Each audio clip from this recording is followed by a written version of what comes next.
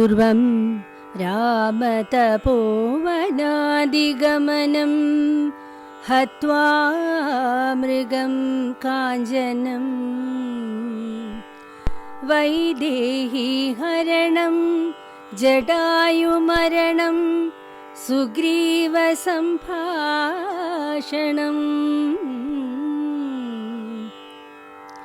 बालीनिग्रहणं समुद्रतरणं लङ्कापुरीदहनं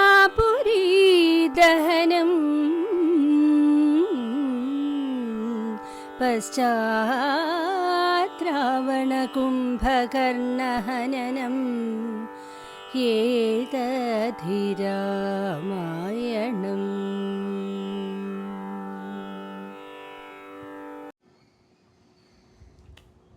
ശ്രീരാമ രാമ രാമ ശ്രീരാമചന്ദ്ര ജയ ശ്രീരാമ രാമ രാമ ശ്രീരാമഭദ്ര ജയ. ലക്ഷ്മണോപദേശം. വത്സ സൗമിത്രേ കുമാര നീ കേൾക്കണം മത്സരാദ്യം വെടിഞ്ഞെന്നുടെ വാക്കുകൾ. നിന്നുടെ തത്വമറിഞ്ഞിരിക്കുന്നിതു മുന്നമേ ഞാനെടോ. നിന്നുള്ളിലെപ്പോഴും എന്നെക്കുറിച്ചുള്ള വാത്സല്യപൂരവും നിന്നോളമില്ല മറ്റാർക്കുമെന്നുള്ളതും. നിന്നാൽ അസാധ്യമായില്ലൊരു കർമ്മവും നിർണയം. എങ്കിലും ഒന്നിതു കേൾക്ക നീ. ദൃശ്യമായുള്ളൊരു രാജ്യദേഹാദിയും വിശ്വവും നിശേഷധാന്യധനാദിയും സത്യമെന്നാകിലേ തൽപ്രയാസം തവയുക്തം. അതല്ലായെങ്കിലെന്തതിനാൽ ഫലം. ഭോഗങ്ങളെല്ലാം ക്ഷണപ്രഭാചഞ്ചലം. വേഗേന നഷ്ടമായുസ്സുമൂർക്ക നീ. വന്യസന്തപ്ത ലോഹസ്ഥാംബുബിന്ദുനാ സന്നിഭം മർത്യജന്മം ക്ഷണഭംഗുരം. ചക്ഷുശ്രവണകളസ്ഥമം ദർദുരം ഭക്ഷണത്തിനപേക്ഷിക്കുന്നതുപോലെ. കാലാഹിന പരിഗ്രസ്തവം ലോകവും ആലോലചേതസാ ഭോഗങ്ങൾ തേടുന്നു. പുത്രമിത്രാർത്ഥ കളത്രാദി സംഗമം എത്രയും അല്പകാലസ്ഥിതമോർക്ക നീ. പാന്തർ പെരുവഴിയമ്പലം തന്നിലെ താന്തരായി കൂടി വിയോഗം വരും പോലെ. നദ്യാമൊഴുകുന്ന കാഷ്ടങ്ങൾ പോലെയും ശത്രയും ചഞ്ചലം ആലയ സംഗമം.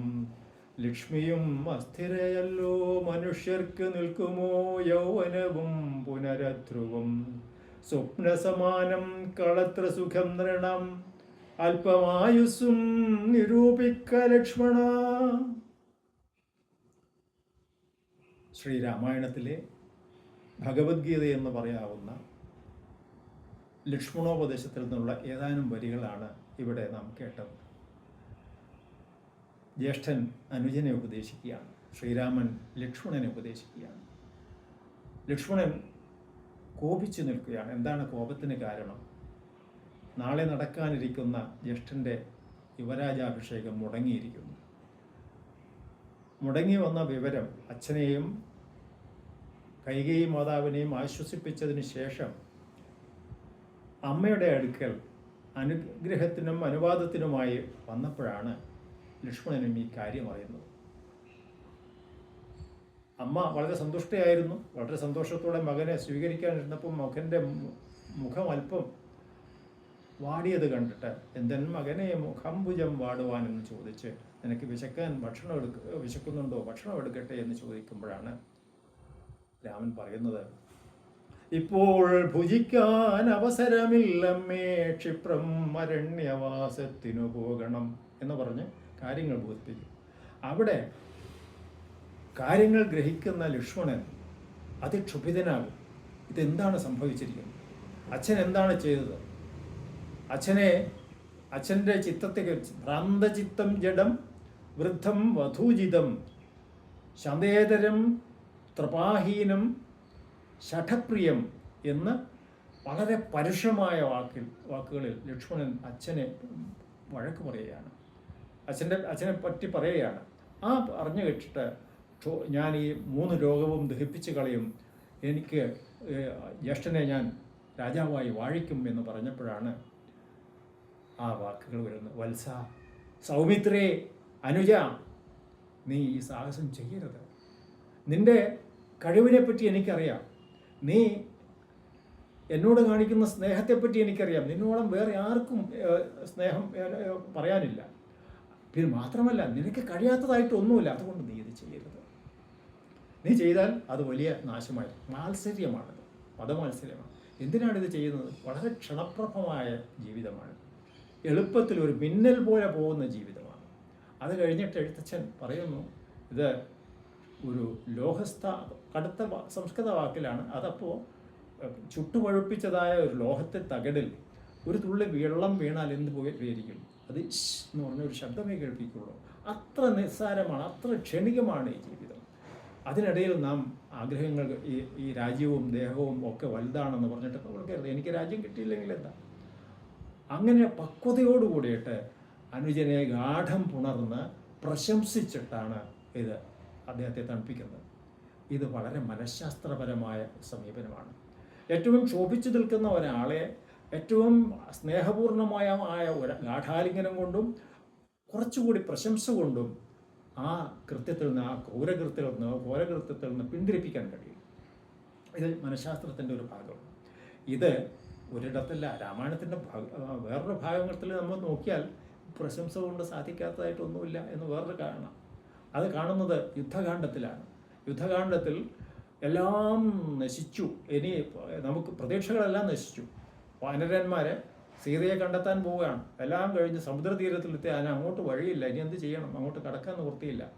വാനരന്മാരൊക്കെ ഉപവസിച്ച് മരിക്കാൻ തയ്യാറായിരിക്കുമ്പോൾ മൗനിയായി നിൽക്കുന്ന ഹനുമാനെ സമീപിച്ചിട്ട് ജാമവൻ പറയുന്നുണ്ട്, അല്ലയോ ഹനുമാൻ, അങ്ങ് എന്താണ് ഇങ്ങനെ മൂകനായിരിക്കുന്നത്? എന്താണ് ഇങ്ങനെ ഉത്സാഹഹീനായിരിക്കുന്നത്? അങ്ങക്ക് കഴിയാത്തതായിട്ട് എന്താ ഉള്ളത്? എനിക്കറിയാം അങ്ങ് ആരാണെന്ന്.